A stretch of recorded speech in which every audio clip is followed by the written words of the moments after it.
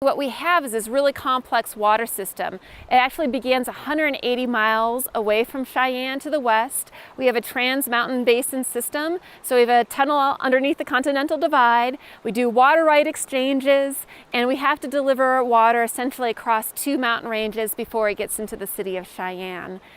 Back in the 60s, we installed these large diameter pipelines, a 24-inch and also the 30-inch. Over time, erosion had occurred, and so essentially there was so much erosion that we looked down just to check our pipelines and we saw the anchor block. And that's when we knew we had a critical issue and we had to mitigate that as soon as possible.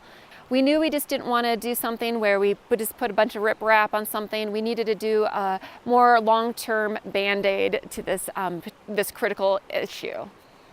On the project, all the concrete mats the ends are actually buried down in the ground, and a lot of that is to prevent scour and undermining of those mats. And so what you see up on the bank, the mats actually extend another 4 to 6 feet up into the bank there, and another 4 feet minimum below the water line.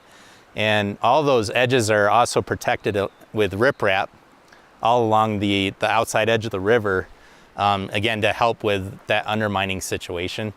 And we extended the mats across the river directly over the pipelines to prevent some of that river bottom scour and erosion that was occurring there.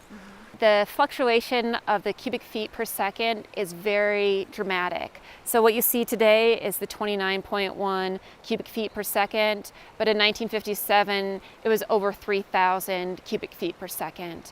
So it's all about the design of how you're going to be able to sustain those long and lasting flows or short durations or sudden events.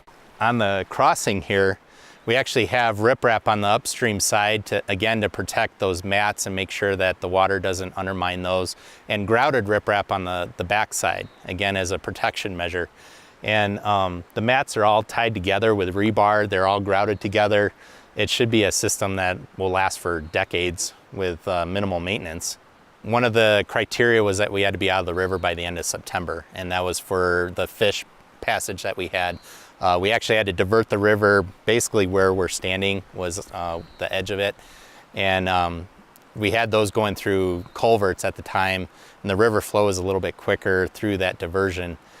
So we had to get everything done in the river and get that water diverted back over for the fish by the time their spawning season occurred in October. So that was one of the critical issues, and so we had a fairly short timeline. It was 3 months of construction. I would really advise communities, no matter how small or large you are, to definitely do your maintenance. Drive your pipelines, investigate your pipelines, because you never know what you might be exposed to.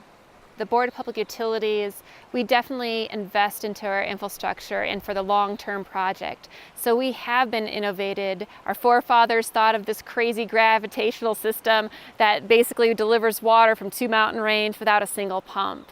And so we keep wanting to think forward and be progressive. And this is an example of one of the projects that we needed to invest the money, we needed to do it right. We just didn't want to slap a Band-Aid on it. We wanted to last and be as sustainable as long as possible.